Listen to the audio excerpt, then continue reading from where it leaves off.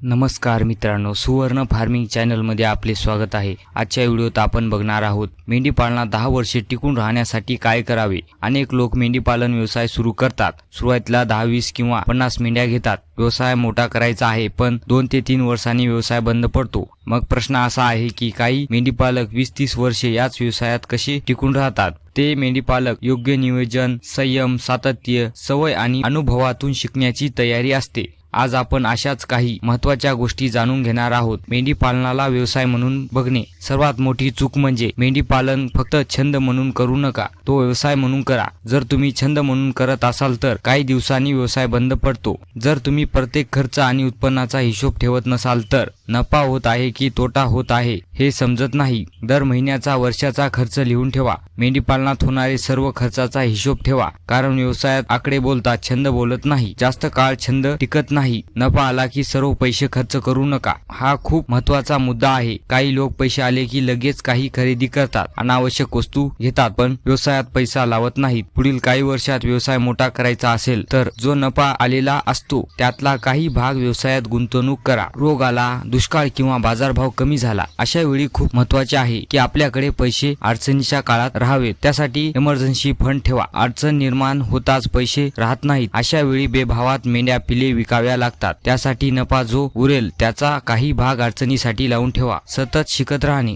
जर मेंढी पालनात जास्त काळ टिकायचे असेल तर कधीही शिकणे बंद करायचे नाही। ट्रेनिंग घेणे, नवनवीन फार्मला भेट देणे, यशस्वी मेंढीपालकाचे इंटरव्ह्यू बघणे। जग बदलत आहे, तुमचे व्यवस्थापनही बदलले पाहिजे। कळप वाढवताना घाई करू नका। पहिल्याच वर्षी 20 मेंढ्या आहेत, लगेच 100 आणतो आणि व्यवसाय मोठा करतो, असे करू नका। हळूहळू व्यवसायात वाढ करा। जितके नियंत्रणात ठेवता येईल तितक्याच मेंढ्या वाढवा। अतिवेगाने वाढ केल्यास व्यवसाय बुडतो। नोंद ठेवण्याची सवय लावा। प्रत्येक मेंढीची माहिती लिहून ठेवा। जन्मतारीख, वजन, औषध, लसीकरण, विक्रीची माहिती, यामुळे योग्य निर्णय घेणे सोपं होते व पैशाचा मेळ लागतो। किती खर्च झाले, किती नफा राहिला हे समजते। संयम आणि सातत्य ठेवा। पहिल्याच वर्षी लाख रुपये मिळतील अशी अपेक्षा ठेवू नका। जर खरं मेंढी पालन 10 वर्षे, 20 वर्षे करायचं असेल तर संयम ठेवावा लागतो। ज्यांना मेंढी पालन जास्त काळ करायचे आहे तो अडचणीत डगमगत नाहीत। चुका झाल्या तर चुका सुधारतो, पुन्हा उभे राहतो।